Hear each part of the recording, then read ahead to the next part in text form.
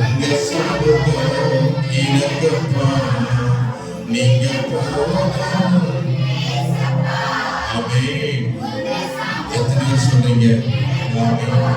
புதுபலன் தருகிறேன், புது எண்ணம் பொழிகிறேன், புதுபலன் தருகிறேன், புது எண்ணம் பொழிகிறேன், கணிதரும் மரங்களா செழித்தோங்க செய்கிறேன், நான் கணிதரும் மரங்களா செழித்தோங்க செய்கிறேன், நீங்க உங்க சமூகம் எனக்கப்பா, நீங்க உங்க சமூகம் எனக்கப்பா. பிதாவே, இயேசுவே, பரிசுத்த ஆவியானவரே, பேசுகிறது மனிதன் அல்ல, பிதாவின் ஆவியானவரே பேசுகிறேன். பரத்திலிருந்து உடைய வார்த்தைகளை தருகிறேன். உமது ஜனங்களை அழைத்துக் கொண்டு வந்து நல்ல மேய்ச்சலுக்குள் நடத்துகிறேன். ஆத்துமாவை மேய்க்கிற ஆண்டவர், உம்முடைய ஆண்டவர் தொழுவத்துக்குள் உம்முடைய மந்தைகளை மேய்க்கிற தேவன். இந்த இடத்துல நீர் சங்கீதம் 23 படி கர்த்தர் நல்ல மேய்ப்பராய் இருக்கிறீர், நாங்கள் தாழ்ச்சி அடைவதே இல்லை. எங்களை புல்லிடங்களை மேய்த்து அமர்ந்த தண்ணீரண்டைக்கு நடத்துகிற தேவன், நமக்கு மகிமை கனத்தை ஏறெடுக்கிறோம். இயேசு கிறிஸ்துவின் நாமத்தில் பிதாவே, ஆமென். நம்ம எல்லாரும் உட்காருவோமா? தேவனுக்கு மகிமை உண்டாவதாக. அல்லேலூயா சொல்லுவோம். காலையில மழை 5:30 பெய்து கொண்டிருந்த மழை தொடர்ந்து பெய்துகிட்டே இருந்துச்சு. அதுக்காக நிறைய பேர் ஜெபம் பண்ணிருப்பீங்க. கர்த்தர் மழை நிறுத்தினார். அல்லேலூயா சொல்லுவோம். காற்றடித்தாலும் மழை வந்தாலும் ஆராதனை நடைபெறும். ஆமென் சொல்லுமா? ஆமா, உடை பிடிச்சு கூட நீங்க வந்து சேருவது ஆச்சரியமா இருக்கு. ஸ்தோத்திரம். வந்திருக்கிற ஒவ்வொருவரையும் ஆசீர்வதிப்பார். பலவீனமானவர்கள் இந்த தடை மீறி வர முடியாது. மழை தண்ணி இருக்கிறதுனால பலவீனமானவங்க என்ன சொல்லுவாங்க, இந்த மழைக்குள்ள நான் எப்படி போவது? ஆனா விசுவாசத்தில் மனம் உள்ளவர்கள் மழை பெய்தால் நனைந்து கொண்டே போவேன். அல்லேலூயா சொல்லுவோமா? இப்போ ஐயப்பன் கோயிலுக்கு போறவங்கெல்லாம் நினைச்சுக்கிட்டே போறாங்க. பிறகு பள்ளிமலைக்கு போறவங்கெல்லாம் 2 கூட்டம் சந்திக்குது. இப்படி இந்த பக்கம் ஒரு கூட்டம் போகுது, அந்த பக்கம் ஒரு கூட்டம் போகுது. ரோட்ல பார்த்தா நமக்கே வைராக்கியம் வருது. அல்லேலூயா. நம்ம ஜீவன தேவனை ஆராதிக்க போறவங்களுக்கு எவ்வளவு வைராக்கியம் வரணும்? அல்லேலூயா சொல்லுவோமா? சரியான நேரத்துல வருவது ஒரு வைராக்கியம், ஆராதனையை விட்டு விடாமல் வருவது வைராக்கியம். அல்லேலூயா. சிலர் அதான் சொல்லப்பட்டது, நேரம் தவறாமல் வருவது நல்ல ஒரு ஒழுக்கம். 7 மணி ஆராதனை 8 மணிக்கு வருவது. இன்னும் அந்த சோம்பில் நாவி என்ன செய்யணும், விட்டு இந்த புது வருஷம் ஆகியும் இன்னும் விட்டு போகல. எல்லாருக்கும் அல்ல, ஒரு சிலர். இயேசு சொன்ன மாதிரி உங்கள் ஒருவன் என்னை காட்டி கொடுப்பான். எல்லாரும் அல்ல, ஒருத்தன் மட்டும் உள்ள இருக்கான். அந்த மாதிரி சபைக்குள்ள எல்லாரும் லேட்டா வர்றது கிடையாது. ஒரு சிலர் இருக்கிறாங்க. பள்ளிக்கூடமானாலும் சரி, பெயிலா போனவங்க 2 பேர் இருப்பாங்க. அதே போல ராமிகிரி சபையில 2 பேர் இருக்கத்தான் செய்கிறது. அல்லேலூயா. என்ன செய்யறது? ஆண்டவர் அவங்களே என்ன செய்யறாரு? அட்ஜஸ்ட் பண்ணி போறாரு. எத்தனை நாளைக்கு அட்ஜஸ்ட் பண்ணுவாரு? வாழ்க்கையே இப்படியே லேட்டா போயிட்டு இருந்தா கடைசியில ஃபெயிலா தானே போவோம். அல்லேலூயா. நான் கொஞ்சம் திருந்த பார்ப்போமே. ஆமென். தவறை உணர்ந்தவுடன் தான் ஆண்டுடைய பிள்ளை. என்னதான் செய்தாலும் என்னதான் தப்புனாலும் இருதயத்தை கடினப்படுத்துகிறவனோ மிருக குணமுள்ள மனிதன் என்று வேதம் சொல்லுகிறது.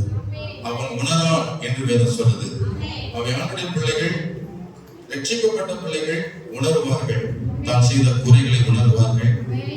தான் செய்ய சரியான நேரத்தில் போலி சொல்லி மனசாட்சி பாதிக்கப்படுவார்கள். அவர்கள் சரியானபடி திருந்த போப்பார்கள். ஆமென் சொல்லுமா? கர்த்தர் உங்களை சரிப்படுத்தி சீர்படுத்தி அவர் நிலைநிறுத்த வல்லவர். பரலோக ராஜ்யத்துல அவர் உங்களை கொண்டு சேர்க்கும் வரைக்கும் கர்த்தர் உங்களை சரிப்படுத்திக் கொண்டே இருப்பார். அல்லேலூயா சொல்லுமா? அல்லேலூயா. உங்களை எந்த உலகத்துல சரிப்படுத்தினா பரலோகத்திலே சரிப்படுத்த மாட்டார். சரிப்படுத்துற இடம் சபைதான். சபையிலே ஒழுக்கம் வந்தீங்கன்னா பரலோகத்துல நீ போகலாம். பரலோகத்துக்கு நிலம்தான் சபை. அல்லேலூயா. எங்க கோட்டை விட்டீங்கன்னா பரலோகத்தை கோட்டை கொண்டு அர்த்தம். ஆமென். ஆண்டவர் தாமே உங்களை ஆசீர்வதிப்பார். பரிசுத்த லூக்கா எழுதின சுவிசேஷம் 19ஆம் அதிகாரத்துல 3ஆம் வசனத்தை ஆண்டவர் எனக்கு தந்தார். இந்த வார்த்தை என்ன சொல்லுகிறதுன்னா, இயேசு எப்படிப்பட்டவரோ என்று அவரை பார்க்க வகை தேடினான். கர்த்தருக்கு ஸ்தோத்திரம். இயேசு எப்படிப்பட்டவரோ என்று அவரை பார்க்க வகை தேடினான். அல்லேலூயா. இயேசு எப்படிப்பட்டவர்? இயேசு எப்படிப்பட்டவர்? சகை என்ற ஒரு மனுஷன் இருந்தான். அவன் எப்படிப்பட்டவன் என்று அவனை குறித்து வேதம் சொல்லுகிறது. அவன் ஆயக்காரர்கள் தலைவனும் ஐஸ்வர்யமாய் இருந்த சகையு என்னப்பட்ட ஒரு மனுஷன் என்று லூக்கா 19:2 வாசிக்கிறோம். அவனை பற்றி வேற என்ன சொல்லுகிறது? ஸ்தோத்திரம். அவன் குள்ளனானபடியால் அவன் உருவத்தை காட்டுகிறது. அவன் வளர்ந்தவன் கிடையாது. அவன் எப்படிப்பட்டவன்? குள்ளனாய் இருந்தான் என்று சொல்லப்பட்டிருக்கிறது. அவன் ஒரு பணக்காரன் என்று சொல்லப்பட்டிருக்கிறது. அவன் ஒரு ஐஸ்வர்யவான். அவன் வரி வசூலிப்பவனாய் இருக்கலாம். அவன் குள்ளனாய் இருந்தான். ஆனா அவனுக்குள்ள வாஞ்சை இயேசு எப்படிப்பட்டவரோ என்று பார்க்க வகை தேடினான். அல்லேலூயா. அல்லேலூயா. இன்னைக்கு நீங்கள் நானும் இயேசு எப்படிப்பட்டவர் என்பதை அறிந்திருக்க வேண்டும். இயேசு யார் என்று நாம் உணர்ந்திருக்க வேண்டும். அவர் எப்படிப்பட்டவர் என்று நாம் அவரை பற்றி தெரிந்தால் நாம் அவரை நேசிப்போம். அல்லேலூயா. அல்லேலூயா. சிலுவையிலே இயேசு கிறிஸ்து தொங்கும் பொழுது ஒரு வார்த்தை சொல்லி ஜெபித்தார். என்ன ஜெபித்தார்? பிதாவை நோக்கி. லூக்கா எழுதின சுவிசேஷத்துல 23:34 வாசிக்கிறோம். பிதாவே இவனுக்கு மன்னியும், தாங்கள் செய்வது என்னதென்று அறியாமல் இருக்கிறார் என்று சொல்லி பிதாவை நோக்கி இயேசு ஜெபித்தார். அறியாமல் இருக்கிறோம். இயேசு யார் என்பதை இன்னும் அறியாமல் இருக்கிறோம். சத்தியத்தை அறியாமல் இருக்கிறோம். ஆகவே வாழ்க்கையில் விடுதலை இல்லை, ஆசீர்வாதம் இல்லை, சந்தோஷம் இல்லை. என்னை ஆண்டவர் இயேசு எப்படிப்பட்டவர் என்று அறிந்திருப்பாயானால் ஆண்டவரை அதிகமாக நேசிக்க ஆரம்பிப்போம். அல்லேலூயா. அல்லேலூயா. யோவான் 8:32 வாசிக்கிறோம். சத்தியத்தை அறிவீர்கள், சத்தியம் உங்களை விடுதலையாக்கும். இயேசு சத்தியம் உள்ளவர். ஆமென். இயேசு யாரு? அவர் சத்தியம் உள்ளவராய் நமக்குள்ளே வாசம் பண்ணினார். கிருபை நிறைந்தவராய், சத்தியம் நிறைந்தவராய் கர்த்தர் மனிதனுக்குள்ளே வாசம் பண்ணினார் என்று வேதம் எழுதியிருக்கிறது. அவை சத்தியத்தை அறிவீர்கள், சத்தியம் உங்களை. இயேசுவை அறிகிறவர்கள் சத்தியத்தை அறிந்து கொள்கிறார்கள். அல்லேலூயா. சொல்லுமா. சத்தியத்தை அறியாதபடிக்கு இயேசுவுடைய உருவத்தை பார்த்து சிலர் நம்புகிறார்கள். அவருடைய படத்தை ஏதோ ஒரு ஓவியம் வரைந்திருப்பான். அவை அட்டையிலேயோ சுவத்திலேயோ இயேசு படத்தை பார்த்து சிலர் நம்புவார்கள். ஆனால் அவர் எப்படிப்பட்ட என்பதை அவனுக்கு தெரியாது. ஆண்டவர் இயேசு உருவத்தில் இல்லை, அவர் வார்த்தையாய் இருக்கிறார். அவர் சத்தியம் உள்ளவராய் இருக்கிறார். அல்லேலூயா. சொல்லுமா. இதுதான் யோவான் 1:1 வாசிக்கிறோம். ஆதியிலே வார்த்தை இருந்தது, அந்த வார்த்தை தேவனாய் இருந்தது, அது தேவனிடத்தில் இருந்தது. ஸ்தோத்திரம். அல்லேலூயா. சொல்லுமா. இந்த வார்த்தை தான் சத்தியம். சத்தியத்தை நிறைந்தவராய் இயேசு நமக்குள்ளே வாசம் பண்ணினார். அப்ப நம்முடைய வாழ்க்கையில இயேசு யார் என்பதை குறித்து நாம் அறியாதபடி இருப்போமானால் இன்னும் இருளுக்குள்ளே தான் வாழ்ந்து கொண்டிருக்கிறோம். இயேசு எப்படிப்பட்ட என்பதை அறியாதிருந்தால் இன்னும் நாம் ஆண்டவருடைய வெளிச்சத்துக்குள்ளே இன்னும் வரவில்லை. கர்த்தர் ஸ்தோத்திரம். அல்லேலூயா. சொல்லுமா. இந்த பிரசங்கத்திலே ஆண்டவர் இயேசு கிறிஸ்துவை குறித்து நாம் எப்படிப்பட்ட என்பதை அறிந்து கொள்ள வேண்டும் என்று ஆண்டவர் நமக்கு சில வார்த்தைகளை கொடுக்கிறார். அதை நான் அறிந்து உணர்ந்து அவர் யார் என்பதை முதலாவது இன்று நாம் தெரிந்து கொள்ள போகிறோம். ஆமென். சொல்லுங்கள். அல்லேலூயா. கர்த்தருக்கு ஸ்தோத்திரம். முதலாவது கவனிங்க. இயேசு யாரு? இயேசு யாரு? பக்கத்துல பாத்துங்க. இயேசு யாரு? என்ன பதில் வருது? இயேசு யாரு? அது உங்க அப்பாவா? அது உங்க அண்ணனா? அது உங்க தம்பியா? அவர் யாரு? சொல்லுங்க. அவர் யாரு? முதலாவது வரை அறிந்து கொள்ள. இயேசு யாரு? அவர் அவர் தேவன், அவர் ஆண்டவர், வானத்தை போய் படைத்த தேவன் என்பதை நாம் ஏற்றுக்கொள்ள வேண்டும். அல்லேலூயா சொல்லுவோமா? அல்லேலூயா. முதலாவது கவனி, இயேசு அன்புள்ளவர். அவர் எப்படிப்பட்டவராக இருக்கிறாரு? அவர் அன்புள்ளவராய் இருக்கிறார். யோவான் 3:16 வாசிக்கிறோம், தேவன் தம்முடைய ஒரே பேரான குமாரனாகிய இயேசு கிறிஸ்துவை விசுவாசிக்கிறவனோ அவர் கெட்டு போகாமல் நித்திய ஜீவன் அடையும்படிக்கு அவரை தந்தருளி இவ்வளவாய் உலகத்தில் அன்பு கொண்டார். கர்த்தருக்கு ஸ்தோத்திரம். இயேசு அன்புள்ளவர் என்பதை அந்த வார்த்தை நமக்கு தெளிவாய் சொல்லுகிறது. எப்படி அன்புள்ளவராக இருக்கிறார்? நமக்காக உயிரை கொடுத்த தெய்வம், நமக்காக ஜீவனை கொடுத்த ஆண்டவர். அல்லேலூயா சொல்லுவோமா? அல்லேலூயா, அல்லேலூயா. அன்புள்ளவர் என்பதற்கு இன்னொரு வார்த்தை, அவர் பாவங்களை எல்லாம் மன்னிக்கிறவராக இருக்கிறார். ஸ்தோத்திரம். அல்லேலூயா சொல்லுவோமா? அன்புள்ளவர் என்பதற்கு அடையாளம் என்ன? அவருடைய பாவங்களை எல்லாம் மன்னிக்கிறவர் என்பதன் அர்த்தமாக இருக்கிறது. நம்முடைய பாவங்களை சுமந்து தீர்க்கிறவராக இருக்கிறார். அல்லேலூயா. நம்முடைய அக்கிரமங்களை எல்லாம், நம்முடைய வீடுகளை அவர் மன்னித்து அவர் நமக்கு இரக்கத்தை வெளிப்படுத்துகிற ஒரு தெய்வம் தான் இயேசு கிறிஸ்து. அல்லேலூயா, அல்லேலூயா. மத்தேயு 1:21 வாசிக்கிறோம், இயேசு அன்புள்ளவர். எதனால் அன்புள்ளவர்? அவர் தமது ஜனங்களின் பாவங்களை நீக்கி அவர்களை ரட்சிப்பார் என்று வேதம் சொல்லுகிறது. பாவங்களை மன்னித்து நம்மை, ஆத்மாவை ரட்சித்து விடுதலையாக்கி ஒரு நல்ல மனுஷனாய் மாற்றுகிற அவருடைய அன்பு, இரக்கம். அல்லேலூயா, அல்லேலூயா. 1:15 வாசிக்கிறோம், பாவிகளை ரட்சிக்கவே கிறிஸ்து உலகத்தில் வந்தார் என்று வேதம் சொல்லுகிறது. இயேசு யாரு என்றால் அவர் பாவங்களை எல்லாம் மன்னிக்கிற ஒரு தெய்வம். ஸ்தோத்திரம். பாவிகளை நேசிக்க வந்த தெய்வம். அவர் அன்புள்ளவர். மற்றவர்களுக்கு நீங்க இயேசு பற்றி சொல்லும் பொழுது என்ன சொல்லணும்? இயேசு யார் என்று கேட்டால் இயேசு அன்புள்ளவர். அல்லேலூயா. இயேசு உன் பாவங்களை மன்னிக்கிறவர். அல்லேலூயா சொல்லுமா? அல்லேலூயா. பாவம் என்றால் என்ன? இன்னைக்கு பாவம் என்றால் என்னன்னு தெரியாம நம்ம மனசுக்கு தெரிந்ததெல்லாம் சொல்றோம். பாவம் இதுதான் பாவம், இதுதான் பாவம், இதுதான் பாவம். ஆனால் வேதம் சொல்லுகிற முதலாவது, பைபிள்ல பாவம் எங்க ஆரம்பிக்கிறது? மனுஷன் வாழ்க்கையில முதலாவது பாவம் எங்க ஆரம்பிக்கிறது சொன்னால், கர்த்தருக்கு ஸ்தோத்திரம், தேவனாய கர்த்தர் மனுஷனை பூமி மண்ணை எடுத்து அவனை உருவப்படுத்தி ஆதாம் என்று பெயரிட்டு அவன் நாசியில தேவன் ஜீவ சுவாசத்தை ஊதி அவனை மனுஷனாய் மாற்றினார். அவனை தூங்க வைத்து நித்திரையடைய பண்ணி இடதுபுறத்து விழாயில் ஒன்றை எடுத்து அதை சதைவால் அடைத்து அவனுக்கு ஒரு பெண்ணை கொடுத்தார். அதுக்கு பெயர் ஏவாள்.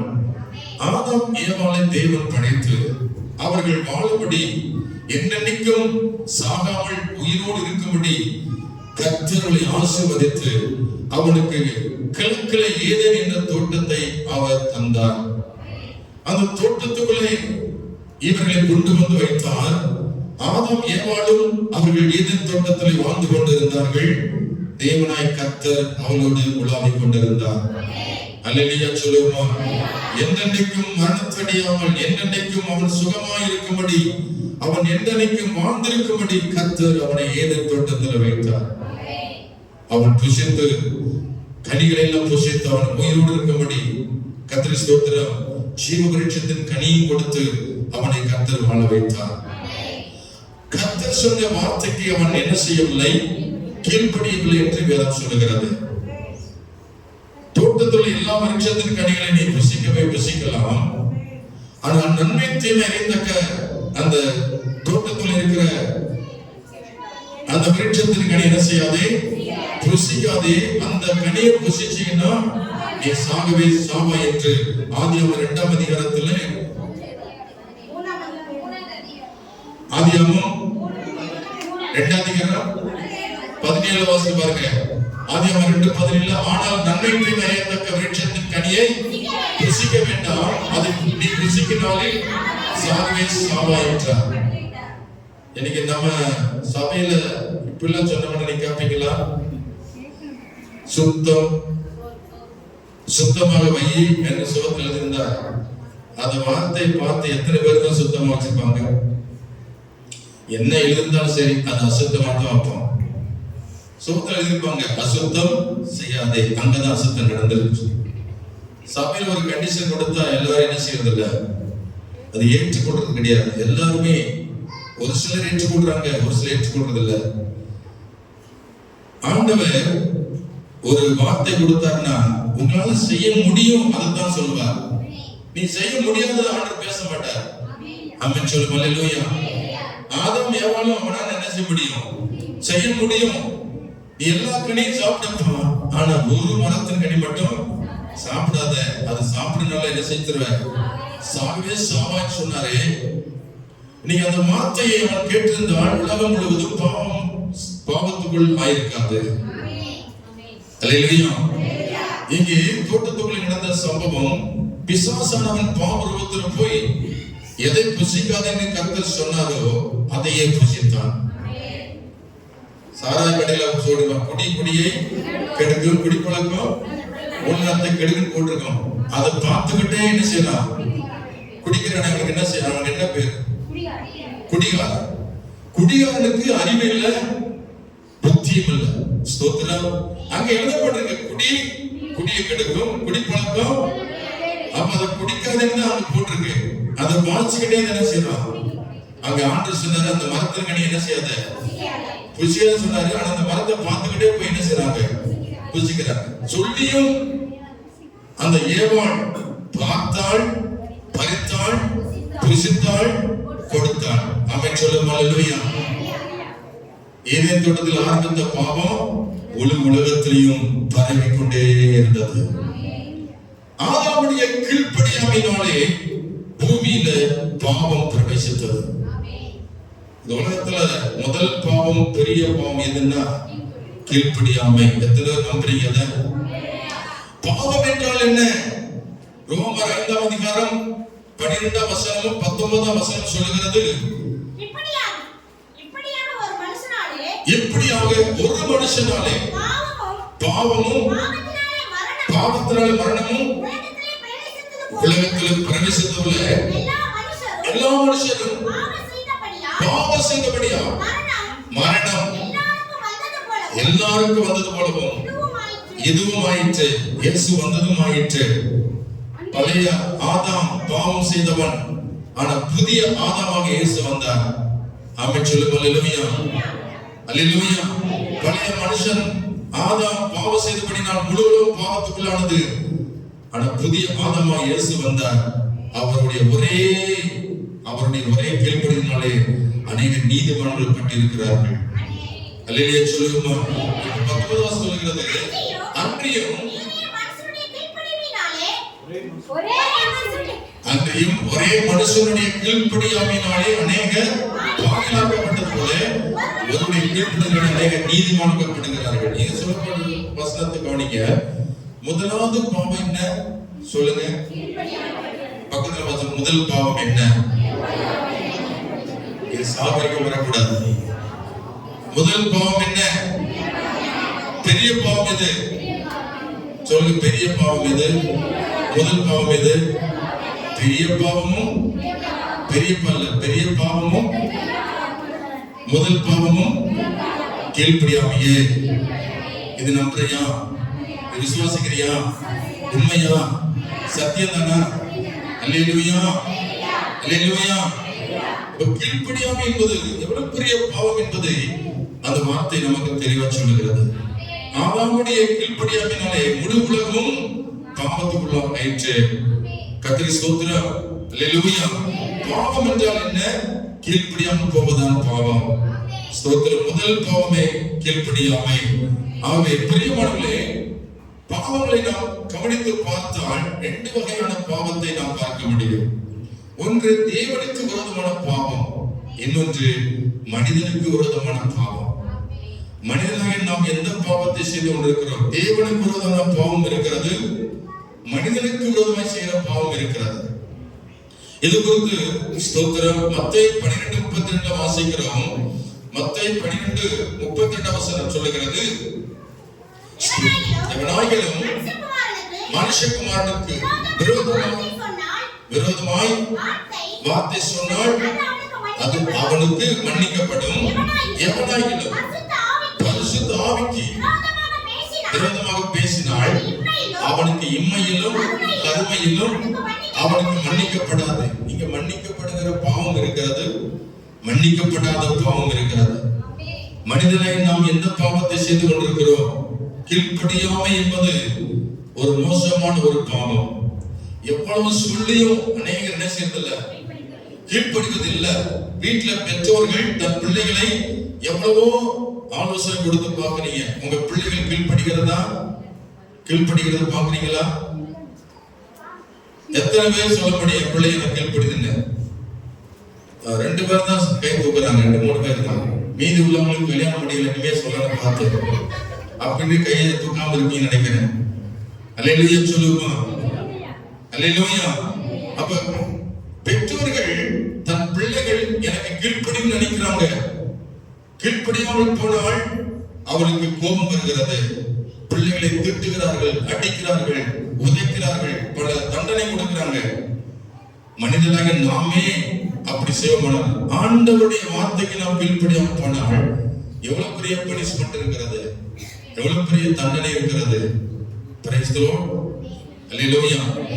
2 வகையான பாவத்தை குறித்து சொல்லப்பட்டிருக்கு. ஒன்று மனிதனுக்கு விரோதமாய், ஒன்று தேவனுக்கு விரோதமாய், இன்னொன்று மனிதனுக்கு விரோதமாய் செய்கிற பாவம். கர்த்தருக்கு ஸ்தோத்திரம். அல்லேலூயா. நீ கர்த்தருக்கு மகிமை உண்டாகட்டும். 1 யோவான் 3:4 வாசிக்கிறோம். தேவனுக்கு விரோதமான பாவம் என்ன? நியாயப்பிரமாணத்தை மீறுவதே பாவம். பாவம் செய்கிறவனும் நியாயப்பிரமாணத்தை மீறுகிறார். நியாயப்பிரமாணத்தை மீறுவதே பாவம். ஸ்தோத்திரம். கர்த்தருடைய வார்த்தைக்கு நாம் கீழ்ப்படியாமல் அவருடைய வார்த்தை மீறி நடப்போமானால் அதுவே பாவம் என்று வேதம் சொல்லுகிறது. அது தேவனுக்கு விரோதமான பாவம். கர்த்தருடைய நியாயப்பிரமாணம் இந்த வேதாகமத்துல பாத்தீங்கன்னா, இந்த பைபிளை கர்த்தர் எதுக்கு கொடுத்தார்? ஆண்டவர் சொல்லுங்க. இந்த பைபிளை ஆண்டவர் ஏன் கொடுத்தார்? மனிதனுடைய வழி தாறுமாறா போகக்கூடாது. இது கர்த்தர் கொடுத்த வேத வார்த்தை. இந்த பைபிள் படித்த மனிதன் என்ன செய்யணும்? கர்த்தர் இப்படிப்பட்ட என்பதை அறிந்து அவருடைய வழியில செல்லத்தான் இந்த வேதாகமத்தை கர்த்தர் நமக்கு கொடுத்திருக்கிறார். அல்லேலூயா. அல்லேலூயா. ஆகவே நியாயப்பிரமாணத்தை ஆண்டவர் எழுதி கொடுத்தார். மனிதன் இந்த நியாயப்பிரமாணத்தின்படி நடக்கணும். இது கர்த்தருடைய வார்த்தை. அதை மீறுகிறவன் எவனும் பாவம் செய்கிறான். நியாயப்பிரமாணம் சுருக்கமா சொல்லப்போனா 10 கற்பனையை ஆண்டவர் கொடுத்தார். 10 கட்டளை எழுதி கொடுத்தார் ஆண்டவர். அதுல முதல் கட்டளை என்ன? முதல் கட்டளை என்ன? உபாகமம் 5 அதிகாரத்துல போட்டிருக்கோம். நீங்க படிச்சு பாத்தீங்க. என்னை அஞ்சி உபாகமம் 5:7 முதல் ஆரம்பிக்கதா பாருங்க. உபாகமம் 5:7 முதல் வாசிங்க. 7 ஆரம்பிக்க பாத்தீங்களா? என்னைக்கு உனக்கு வேற தேவர்கள் ஆண்டவர் தவிர வேறு தெய்வம் இல்லை என்று அந்த முதல் கட்டளை நமக்கு சொல்லுகிறது. வேதத்தை இதை மீறும் பொழுது பாவியாய் மாறிவிடுகிறார். இந்த வசனத்தை மீறுகிறவன் பாவி என்று எண்ணப்படுகிறார். சொல்லப்பட்டு கர்த்தரை விட்டுட்டு அவன் வேறு வழியில போகும்பொழுது வேறொரு கல்லையும் மண்ணையும் மிருகத்தையும் சொர்க்கத்தை வணங்குகிறவர்கள் ஆண்டவர் விட்டு தூரமாய் போய்விடுகிறார்கள். வானத்தை பூமி உண்டாக்காத தெய்வங்கள் தெய்வம் அல்ல என்று வேதம் சொல்லுகிறது. இந்த உலகத்தை முழுவதும் படைத்த தெய்வம் ஒரே ஒரு தெய்வம், ஆண்டவர் இயேசு கிறிஸ்து. அல்லேலூயா. ஆகவேதான் இந்த வார்த்தை சொல்லி என்னை அன்றி உனக்கு அப்படின்னு சொல்லுது. 2வது கட்டளை என்ன? மேலே வானத்திலும் கீழே பூமியிலும் பூமியின் கீழ் தண்ணீரிலும் உண்டாயிருக்கப்பான யாதொரு சொருபத்தை ஆகிலும் யாதொரு விக்கிரத்தாகிலும் நீ அதை உனக்கு உண்டாக்க வேண்டாம். கர்த்தருக்கு சிலை என்பது இல்லை. அவருக்கு சொருபத்தை நாம் உண்டாக்கி நாம் அதை வணங்கக்கூடாது என்று போட்டிருக்கு. அதை நமஸ்கரிக்கவோ அது சேவிக்க வேண்டாம் போட்டிருக்கு. அப்ப கர்த்தரை விட்டுட்டு நாம வேறொரு தெய்வத்தை வேறொரு வழியில போக கூடாது. இரண்டாவது கட்டளை, அவருக்கு எந்த ஒரு சொரூபத்தையோ விக்கிரகத்தையோ செய்து அதை நமஸ்கரிக்க கூடாது. அடுத்து மூன்றாவது கட்டளை என்ன? உன் தேவனாகிய கர்த்தருடைய நாமத்தை வீணிலே வணங்காதிருப்பாய் என்று சொல்லப்பட்டிருக்கிறது. நான்காவது கட்டளை, ஓய்வு நாளை என்ன செய்யணுமா? பரிசுத்தமாய் ஆசரிக்கணும். ஞாயிற்றுக்கிழமை ஆச்சுன்னா அது யாருடைய நாள்? பரிசுத்தமான நாள். அந்த நாள் கர்த்தருடைய பரிசுத்த நாளிலே யாதொரு வேலையும் செய்யக்கூடாது என்று அந்த நான்காவது கட்டளை சொல்கிறது. 6 நாள் நீ வேலை செய், அந்த ஒரு நாள் கர்த்தருடைய ஓய்வு நாள். இந்த வார்த்தை மீறுகிறவன் என்ன எப்படிப்பட்டவனா இருக்கிறான் சொல்லுங்க நீங்களே. நியாயப்பிரமாணத்தை மீறுவது இது தேவனுக்கு விரோதமான பாவம். இந்த வார்த்தையில மீறுகிறவன், இந்த வார்த்தையில் நடக்காதவன் பாவியாய் இருக்கிறான். கைவேத்தி அவன் சொல்லுமா. 6 நாள் வேலை செய்துட்டு 7 நாள் வேலை செய்து கொண்டிருக்கிறானே மனிதன், அது நியாயப்பிரமாணத்தை மீறுகிற பாவம். கர்த்தர் அந்த ஒரு நாளை பரிசுத்த நாளாக வைத்திருக்கிறார். ஞாயிற்றுக்கிழமை என்பது ஆண்டவருடைய நாள், பரிசுத்த நாள், உயிர்த்தெழுந்த நாள் என்று வைத்திருக்கும் பொழுது சபைக்கு வருகின்ற ஞானஸ்நானம் எடுக்கிறவங்க இந்த வார்த்தை நடக்காவிட்டால் அவர்கள் பாவம் செய்கிறார்கள். கர்த்தருக்கு விரோதமான பாவம் இது. ஆமென் சொல்லுமா. அல்லேலூயா. நியாயப்பிரமாணத்தை எழுதி வைத்தார் ஆண்டவர், அதை மீறி நடக்கிறான் மனிதன், எனவே பாவத்தை சுமக்கிறான் மனிதன். நியாயப்பிரமாணத்தை மீறுவது என்னது? பாவம். அடுத்த கட்டளை என்ன போட்டிருக்கு? எத்தனாவது கட்டளை? 5வது கட்டளையா? உன் தகப்பனையும் தாய் என்ன செய்யணும்? கனம் பண்ணணும். அடுத்து 6வது கட்டளை, கொலை செய்யக்கூடாது. 7வது கட்டளை, விபச்சாரம் செய்யக்கூடாது. 8வது கட்டளை, களவு செய்யக்கூடாது. 9, பிறர்புறமாக பொய் சொல்லக்கூடாது. பிறருக்குரிய எந்த பொருளையும் என்ன செய்யக்கூடாது? ஆசை வைக்கக்கூடாது. அல்லேலூயா சொல்லுவோமா. இந்த கட்டளைகளை ஆண்டவரை எழுதி கொடுத்தார். சீனாய் மலையிலே மோசே 40 நாட்கள் இரவு பகலும் தண்ணீர் குடிக்காம அப்பம் புசிக்காம ஆண்டவருடைய பாதத்தில் அமர்ந்திருந்தான். சீனாய் மலையில கர்த்தரே எழுதி கொடுத்த கட்டளை. அல்லேலூயா. இந்த கட்டளை நியாயப்பிரமாணம். நியாயப்பிரமாணத்தை மீறுகிறது என்னது? பாவம். ஆவிக்குரிய வாழ்க்கையில செய்கிற தேவனுக்கு விரோதமான பாவம் இதுதான். ஸ்தோத்திரம். இந்த 10 கட்டளையில ஒரு கட்டளை மீறினாலே அவன் பாவியாயிருக்கிறான் என்று பழைய ஏற்பாடு நமக்கு தீர்மானம் பண்ணுகிறது. உதாரணமா சொல்ல போனா, ஒரு ஞாயிற்றுக்கிழமை ஒருத்தர் ஏன் செய்தான்? சர்ச்சுக்கு வராம அவன் விறகு பிறக்க போனான். என்னாகும்? நீங்க படிச்சு பார்த்தா என்னாகும்? எத்தனாவது அதிகாரம்? 13ஆம் அதிகாரம் நினைக்கிறேன். என்னாகும் 13ஆம் அதிகாரத்தை படிச்சு பாருங்க. ஒருவன் ஓய்வு நாளை அவன் ஆசரிக்காமல் ஆலயத்துக்கு செல்லாமல் அவன் விறகு பிறக்க போனான். அநேகர் அதை கண்டுபிடித்து மோசேயிட்ட சொல்லுகிறார்கள். மோசே ஆண்டவரிடத்தில் கேட்கிறான், ஆண்டவரே, இவன் ஆலயத்தை விட்டு விட்டான், ஆராதனை விட்டு விட்டான், சபை கூடுதலை விட்டு விட்டான், இவன் விறகு போயிருக்கிறான், இவனை மன்னித்து விட்டு விடலாமா என்று கேட்டான் மோசே. அதற்கு ஆண்டவர் என்ன சொன்னார்? இந்த இப்படிப்பட்டவனை பாளையத்துக்கு பொறுமை கொண்டு போய் சபை மக்கள் எல்லாரும் கல்லுகளை எடுத்துக்கொண்டு அவனை பாளையத்து புறமை கொண்டு போய் கல்லிருந்து கொள்ள கடவர்கள். மரண தண்டனை விதித்தார். நீதிபதி கை வைத்தியம் சொல்லுவா. ஞாயிற்றுக்கிழமை மீறுகிறவனுக்கு என்ன தண்டனை? கொலை செய்ய வேண்டும் என்று சொல்றார். இப்படிப்பட்டவனை பாளையத்து புறமை கொண்டு போய் அவன் என்னாலும் சபைக்கு வராதபடி அவனை கல்லிருந்து கொள்ள கடவுள் சொன்னார். இப்படி எத்தனை பேர் மீறுகிறாங்க இந்த உலகத்துல. இயேசுவை ஏற்றுக்கொண்டு ஞானஸ்நானம் எடுத்து ஆராதனையை விட்டு விட்டு சபைக்கு வராம இஷ்டத்துக்கு அம்பாட்டுக்கு ஜாலியா இருக்கிறாங்க. ஒரு பயம் இல்ல. அந்த வார்த்தையை கேட்டு அவங்க மீறுதல் பண்ணிட்டு இருக்கிறாங்க. இது தேவனுக்கு விரோதமான பாவம். அல்லேலூயா சொல்லுமா. செத்து போன முன்னாடி பாட்டு போடுவாங்க. என்ன பாட்டு போடுவாங்க? செத்து போன முன்னாடி ஒரு பாட்டு போடுவாங்க. என்னது? யாருக்குன்னா தொடர்ந்து கண்ணீர் பண்ணிடாதீங்க. Praise Lord.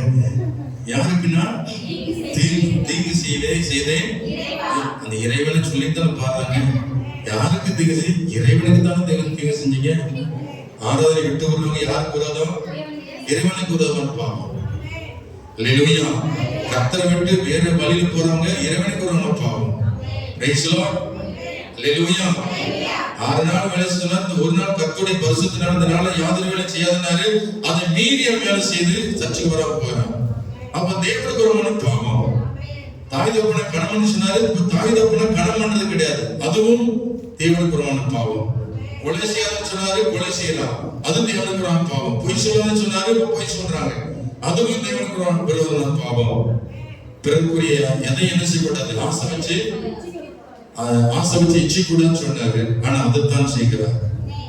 இவையெல்லாம் அறிந்திருந்தும் ஒரு மனுஷன் தேவனுடைய வார்த்தை கீழ்ப்படியாம போனான், அது பாவம் என்று வேதம் சொல்லுகிறது. தேவனுக்கு விரோதமாக பாவம் செய்யாதபடி நாம் எச்சரிக்கையாக இருப்போம். அல்லேலூயா சொல்லுமா? நியாயப்பிரமாணத்தை மீறுவது பாவம் என்று வேதம் சொல்லுகிறது. கர்த்தருக்கு ஸ்தோத்திரம். இரண்டாவது, மனிதனுக்கு விரோதமாக செய்கிற பாவங்கள். அது என்ன சொல்லலாம்? தன் சரீரத்தை கெடுத்துக் கொள்வது. மனிதனுக்கு விரோதமாக செய்த பாவங்களை ஸ்தோத்திரம் செய்கிறவர்கள் தன் சரீரத்தில் என்ன செய்வாங்க? வேதனைகளை அடைவார்கள். கர்த்தருக்கு ஸ்தோத்திரம். பாருங்கள், வேதம் என்ன சொல்லுகிறது? நீதிமொழி 28:13 ஸ்தோத்திரம், தேவனுக்கு விரோதமாய் செய்த பாவமானாலும் சரி, மனிதனுக்கு விரோதமாய் செய்த பாவமானாலும் சரி, தன் பாவங்களை மன்னிக்கிறவன் வாழ்வடைய மாட்டான், அதை அறிக்கை செய்து விட்டு விடுகிறவனோ இரக்கம் பெறுவான் போட்டிருக்கு. Price the lord. அல்லேலூயா.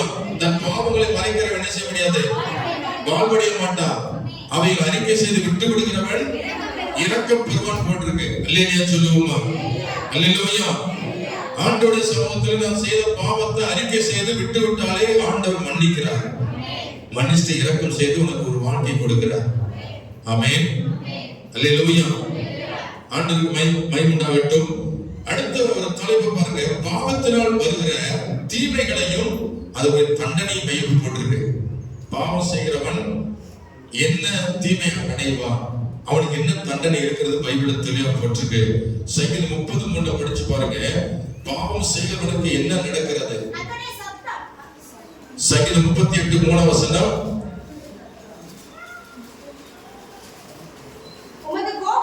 உம்முடைய கோபத்தினால் என் மாமிசத்தில் என்ன இல்ல?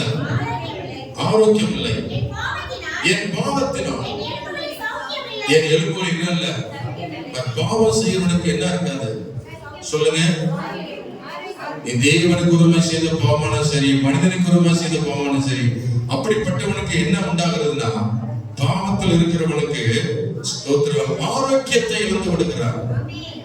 சௌக்கியம் இல்லை, எலும்புகளுக்கு சௌக்கியம் இல்லை. நிறைய பேர் சொல்றாங்க, குத்துது, குடையுது, அப்புறம் எலும்பு ஆடுது, அப்புறம் குடையுது, அப்புறம் கட்டு கட்டுறது. இதெல்லாம் எதை குறிக்கிறது? மனிதனுடைய பாவத்தினுடைய அந்த தீமைகள் தான். அல்லேலூயா சொல்லுமா? மனிதனுடைய பாவத்தினால் அவன் அடைகிற தீமைகள் என்ன? அவன் எலும்புகளுக்கு ஆரோக்கியம் இல்லை, அவன் உடலுக்கு சுகம் இல்லை. ஆமென் சொல்லுமா? அல்லேலூயா. அல்லேலூயா. இரண்டாவது தீமை என்ன அனுபவிக்கிறான் பாவம் செய்கிறவன்? சங்கீதம் ஸ்தோத்திரம் அதே 38:18 பாருங்கள். என் அக்கிரமத்தை அறிக்கையிட்டு என் பாவத்தின் நிமித்தம் விசாரப்படுகிறேன் போன்றது. விசாரம் என்று சொன்னால் துக்கம், மனசுக்குள்ள வேதனை, சந்தோஷம் இல்லை, மனசுக்கு நிம்மதி இல்லை, அது விசாரம். விசாரத்தில் கிடக்கிறான். பாவம் செய்கிறவனுக்கு சந்தோஷம் இருப்பதில்லை. ஆமென் சொல்லுங்க. அல்லேலூயா. அல்லேலூயா. அடுத்து மூன்றாவது என்ன தீமை அனுபவிக்கிறான் மனுஷன் செய்த தவறுக்கு? சங்கீதம் 25:18 வாசிக்கிறோம். சங்கீதம் 25:18 என் துன்பத்தையும் என் வருத்தத்தை பார்த்து என் பாவங்களை எல்லாம் மன்னித்தருளும். மனிதன் அடைகிற துன்பங்கள், நான் கஷ்டப்படுறேன்னு சொல்றாங்க இல்லையா, நான் துன்பப்படுறேன்னு சொல்றாங்கல்ல, அது எதனால வருகிறது? அவன் செய்ய பாவத்தின் நிமித்தம் அவன் துன்பத்தை அனுபவிக்கிறான், அவன் கஷ்டத்தை அனுபவிக்கிறான். ஆண்டவருக்கு ஸ்தோத்திரம். அல்லேலூயா. அல்லேலூயா. கர்த்தருக்கு மகிமை உண்டாகட்டும். அடுத்து வேதம் சொல்லுகிறது, மனிதனுடைய பாவத்தினால அவன் அடைகிற தீமைகள். ஏசாயா 59:2 போட்டிருக்கு, ஏசாயா 59:2 உங்கள் அக்கிரமங்களே உங்களுக்கும் உங்கள் தேவனுக்கும் முன்பாக பிரிவினை உண்டாக்குறது, உங்கள் பாவங்களே அவர்களை செவிகொடாதபடி அவருடைய முகத்தை உங்களுக்கு மறைக்கிறது. இங்க கவனிச்சு பாருங்க, ஜெபம் கேட்கப்படலை. மனிதன் செய்த பாவத்தினால தேவனுக்கு விரோதமாக செய்த பாவமும் மனிதனுக்கு விரோதமாக செய்த பாவமும் அது தேவனுடைய முகத்தை மறைக்கிறது. அவன் என்னதான் கத்தி கட்டி ஜெபம் பண்ணாலும் அவன் ஜெபம் பாவமா இருக்கிறது. கைவேத்தி அமைச்சலும் அவன் மனிதனுடைய வாழ்க்கையில செய்யற பாவத்தினாலே அவன் அனுபவிக்கிற தீமைகள் இதுவும் ஒன்று.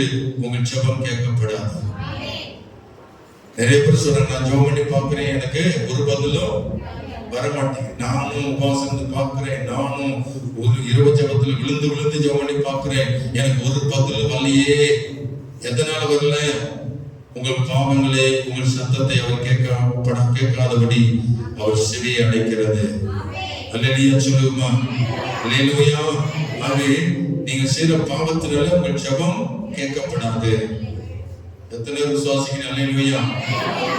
முதல்ல ஜெபிக்கிறவங்க நம்முடைய பாவங்களை ஆண்டவர்ட்ட என்ன செய்யணும்? அறிக்கை செய்து அதை விட்டு விடணும். அப்புறம் ஏசப்பான்னு கூப்பிடுங்க, இதோ இருக்கிறேன் ஆண்டவர் சொல்வார். அல்லேலூயா. பாவத்தோட இருந்துகிட்டு செய்த பாவத்தையே செஞ்சுக்கிட்டு அப்படி ஏசப்பா அப்படியே பக்திமான் மாதிரி பைபிள் படிக்கிறது, பக்திமான் மாதிரி ஆண்டவர்ன்றது இதெல்லாம் பொழுதுபோக்கு. ஆண்டவருக்கு எடுபடாது. ஆண்டவர் எதிர்பார்க்கிற உன் இருதயத்தை பார்க்கிறார். முதல்ல உன் பாவத்திலிருந்து என்ன செய்? வெளியே வா. அப்ப நீ பைபிள் படி. அப்ப நீ ஏசப்பான்னு கூப்பிடு. ஒரு சத்தத்தை நான் கேட்பேன். கைவேத்தியாம சொல்லுமா? உன் ஜெபம் கேட்கப்படும்னா பாவத்திலிருந்து வெளியே வரணும். அவன் பாவம் செய்கிறவன் ஜெபம் கேட்கப்படாதபடி தள்ளுபடியா இருக்கிறான். கர்த்தரை புறக்கணிக்கிறார். அல்லேலூயா சொல்லுமா? அல்லேலூயா. அல்லேலூயா. அடுத்தவர் என்ன தீமை அனுபவிக்கிறான் பாருங்க. எத்தனை சொன்னேன்? 1 சபிக்கவில்லை, 2 விசாரப்படுகிறார், 3 துன்பத்தை அனுபவிக்கிறான், 4 ஜெபம் கேட்கப்படல, 5 எரேமியா 13:13 வாசிச்சு பாருங்க. எரேமியா 15:13 நீ செய்யற பாவத்தினால நீ அடைகிற தீமை என்ன? வாசிங்க. உங்களுடைய எல்லா பாவத்தின் நிமித்தமும் உன் எல்லா எல்லைகளிலும் நான் ஆஸ்திகளையும் உன் பொக்கிஷங்களையும் கிரயமில்லாமல் சூரியனை வைப்பேன். அவன் ஆஸ்திகளும் சொத்துக்களும் எல்லாம் இழப்பு. கைவைத்து அமைச்சரும் அல்லேலூயா. ஆண்டு கொடுத்த ஆசீர்வாதம், ஐஸ்வர்யம், சம்பத்து, சொத்து, நகை, பணம் இவெல்லாம் கைது ஆண்டப்படுகிறார். சூரியனை வைப்பேன் அர்த்தம். ஆண்டவர் சீமான வைத்திருந்தாரே, உன்னை உயர்த்தி வைத்திருந்தாரு, பல லட்சங்களுக்கு கோடிகளுக்கு உன்னை வைத்திருக்கும் போது நீ பாவம் செய்ய செய்ய அது ஆண்டவர் சூரியனை வைக்கிறார். அது பணம் சொத்து எல்லாம் பறி போகிறது. இளையகுமாரனுடைய வாழ்க்கை நினைச்சு பாத்தீங்களா? ஐஸ்வர்யமான வீட்டுல பிறந்தவன், தகப்பனூர் பணக்காரன், அவன் ஒரு நல்ல ஒரு செழிப்பான வீட்டுல இருந்தவன். அந்த தகப்பனுடைய இளைய மகன் என்ன செய்தான்? ஆஸ்திகள் ஒரு பங்கை அவன் விற்று பணம் மாட்டிக் கொண்டு எங்க போனான்? தூரதேசத்துக்கு போனான். அவன் துன்மார்க்கமாய் வாழ்ந்தான். பணத்தை எல்லாம் செலவழித்து பிறகு அவன் சாப்பாட்டோட வழி இல்லாமல் பன்றிக்கு போடுகிற தவிட்டை தின்று தன் பசியை ஆற்ற மனதா இருந்தான். அது கூட அவனுக்கு கிடைக்கவில்லை பைபிள் போட்டிருக்கு. அல்லேலூயா. அல்லேலூயா. அவன் பாவம் செய்கிறவனுடைய வாழ்க்கையில செழிப்பும் இருக்காது, ஐஸ்வர்யம் இருக்காது, ஆஸ்திகள் இருக்காது, எல்லாம் சூறையாடி விட்டுவார் ஆண்டவர். எல்லாம் ஒரு காத்த ஊதுவார், அவ்வளவுதான். எல்லாம் பறந்து போயிடும். பணம் வந்தா சரி, சொத்து பறந்து போயிடும். Praise the lord. அல்லேலூயா. அல்லேலூயா. ஸ்தோத்திரம். கடைசியா சொல்றேன், தண்டனை என்ன? எசேக்கியேல் 18 வாசிக்கிறோம். பாவம் செய்வதற்கு வர்ற தண்டனை என்ன? ஸ்தோத்திரம். எசேக்கியேல் 18 பாவம் செய்கிற ஆத்துமாவே சாகும். குமாரன் தகப்பனுடைய அக்கிரமத்தை சுமப்பதில்லை, தகப்பன் தன் பிள்ளையுடைய அக்கிரமத்தை சுமப்பதில்லை. நீதிமானுடைய நீதி அவன் கையில் தான் இருக்கும். துன்மார்க்கனுடைய துன்மார்க்கமும் அவன் மேல் தான் இருக்கும். கர்த்தருக்கு ஸ்தோத்திரம். இப்போ எவர் பாவம் செய்யறானோ அவனுக்கு தான் என்னது?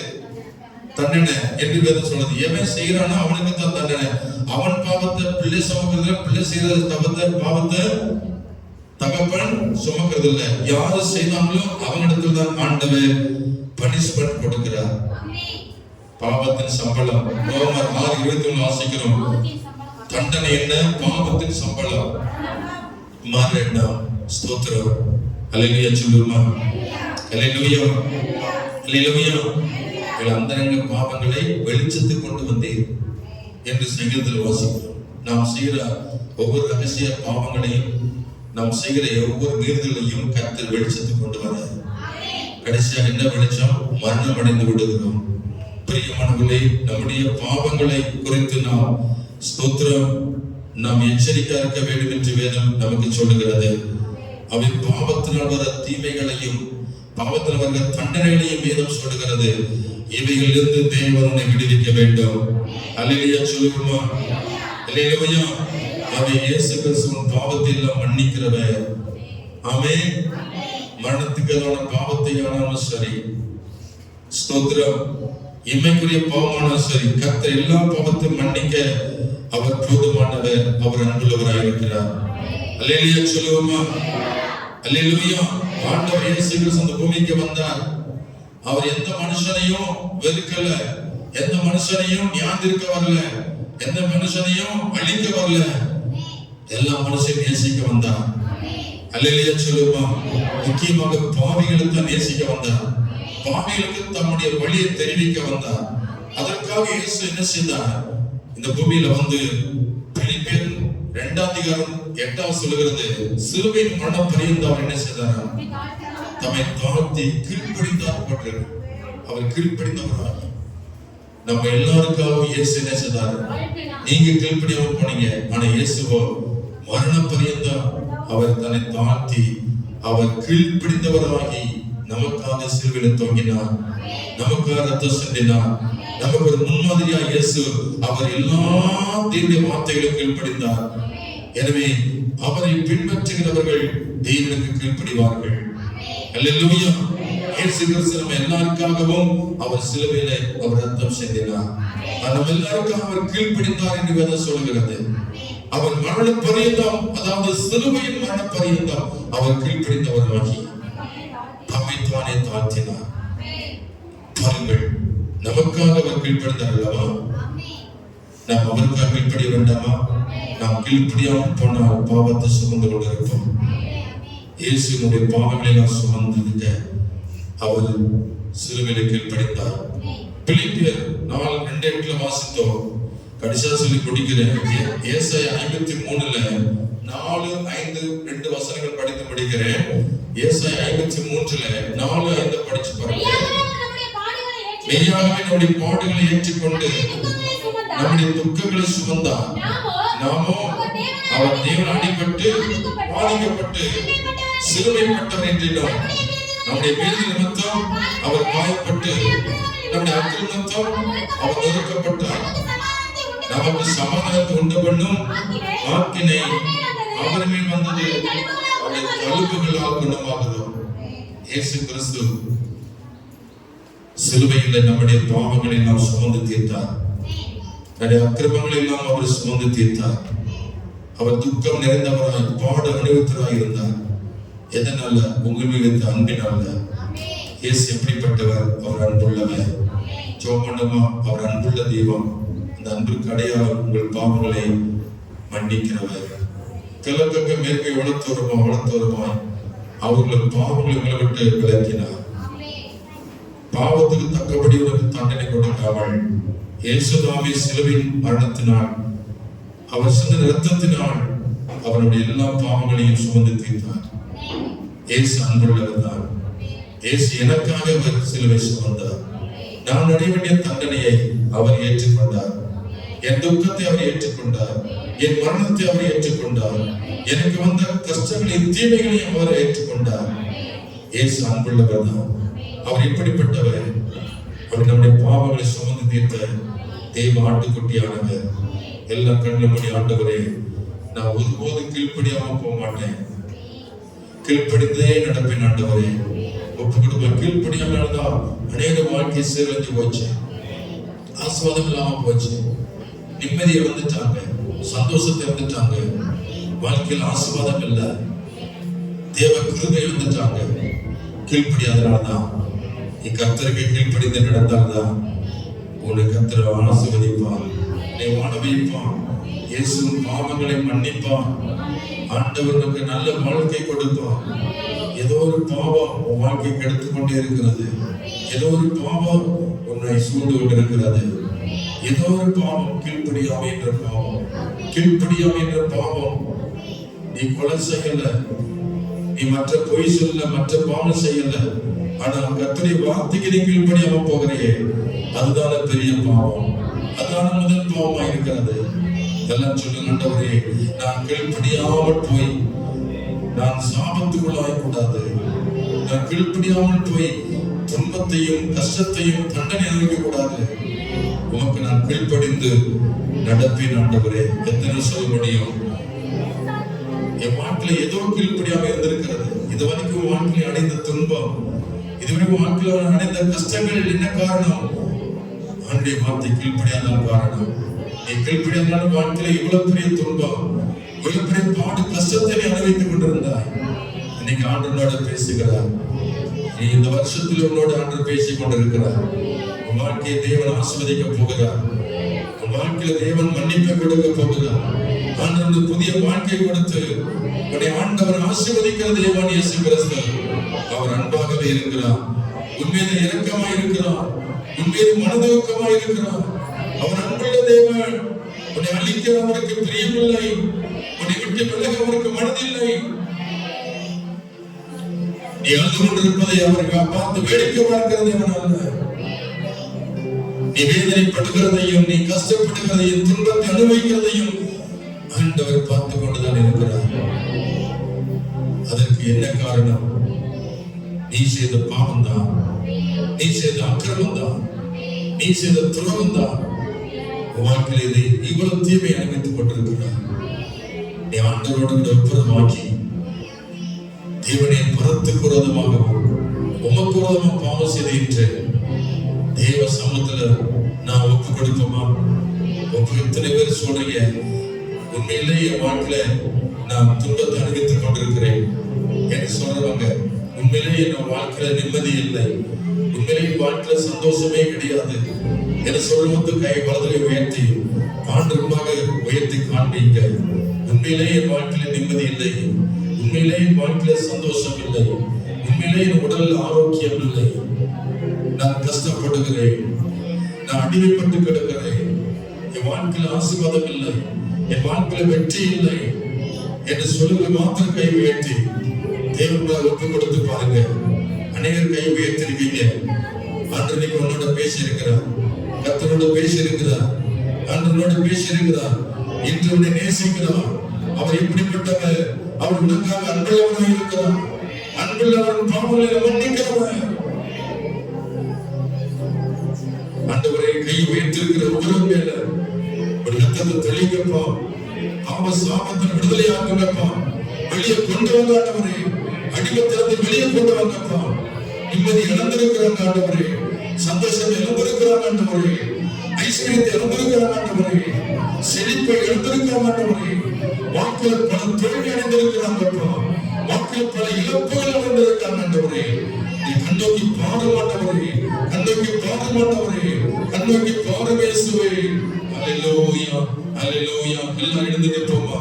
நான் பாவம் செய்தேன், உம்மை நோக செய்தேன், நான் பாவம் செய்தேன், உம்மை நோக செய்தேன், உம்மை தேடாமல் வாழ்ந்து வந்தேன், உம்மை தேடாமல் வாழ்ந்து வந்தேன். என்னை மன்னியும் இயேசுவே, என்னை மன்னியும் இயேசுவே, இயேசுவே என்னை மன்னியும், என்னை மன்னியும் இயேசுவே, என்னை மன்னியும்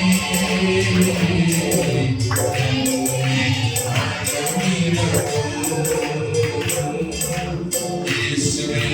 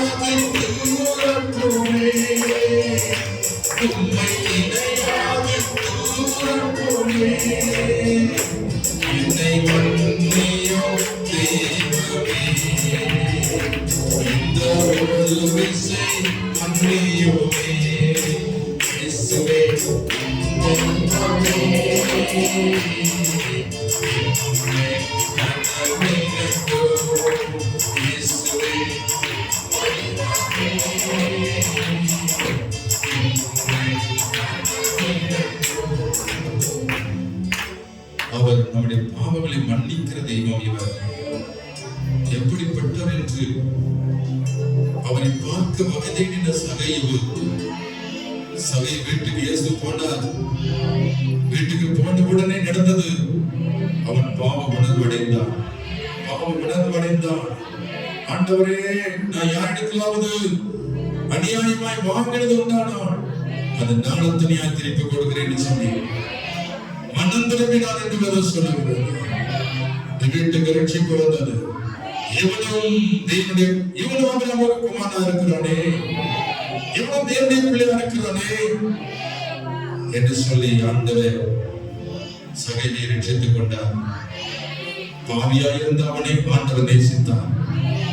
பாவியாயிருக்கான்னு சொல்லி தள்ளிவிடாமல் பாவியாயிருந்த அந்த வீட்டுக்குள்ள போய் சகையை ஆண்டவர் தொட்டார்.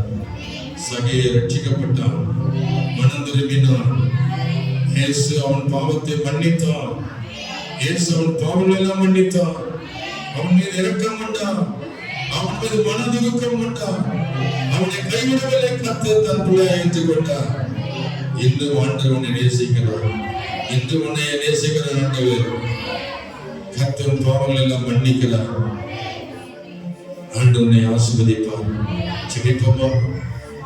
பரலோகத்தின் நல்ல பிதாவே, இயேசுவே, பரிசுத்த ஆவியானவரே, இந்த காலை வேளையிலே தாழ்த்துகிறோம். ஆண்டவரே, எங்கள் மத்தியில் நீர் இறங்கி வந்து வேதத்தின் மூலமாக உடைய வார்த்தைகளை எங்களுக்கு நீர் தெரிவித்து எங்களை ஆண்டவரை ஆசீர்வதித்தீரப்பா. எங்கள் குறைகளை எல்லாம் ஆண்டவர் வெளிப்படுத்தி எங்கள் வாழ்க்கையில் இருந்த எல்லா ரகசியத்தை வெளிப்படுத்தி எங்களை நினைத்து எங்களை ஆசீர்வதிக்கிற தேவன் நீர் எப்படிப்பட்டவர் என்பதை நாங்கள் இன்னைக்கு உணர்ந்து உமது நாமத்தில் நம்பிக்கை வைக்கிறோம். உங்களை நேசிக்கிறோம். ஆண்டவரே, நீர் எங்கள் பாவங்களை எல்லாம் மன்னிக்கிற தெய்வம், நீர் அன்புள்ளவர் என்பதை நான் அறிந்திருக்கிறேன். இப்பொழுது என்னை தாழ்த்தி ஒப்புக் கொடுக்கிறோம். ஆண்டவரே, கர்த்தர்களை சமாதத்தோடு அனுப்பும். இயேசு கிறிஸ்துவின் நாமத்தில் ஜெபிக்கிறோம் நல்ல பிதாவே, ஆமென். என் ஆத்துமாவே கர்த்தரை ஸ்தோத்திரி, என் உங்களுடைய பரிசுத்த நாமத்தை ஸ்தோத்திரி. என் ஆத்துமாவை கர்த்தரை ஸ்தோத்திரி. கர்த்தர் செய்த சகலவங்களை மறவாதே. ஆமென். நம்முடைய கர்த்தராகிய இயேசு கிறிஸ்துவின் கிருபையும் பிதாவாகிய தேவனுடைய அன்பும் பரிசுத்த ஆவியானவருடைய ஐக்கியமும் சந்தோஷமும் சமாதானமும் நம் அனைவரோடு கர்த்தருடைய வருகை மட்டும் சதா காலமுடன் இருப்பதாக. ஆமென். அல்லேலூயா, அல்லேலூயா, அல்லேலூயா. God bless you. கர்த்தரை ஆசீர்வதிப்பாராக.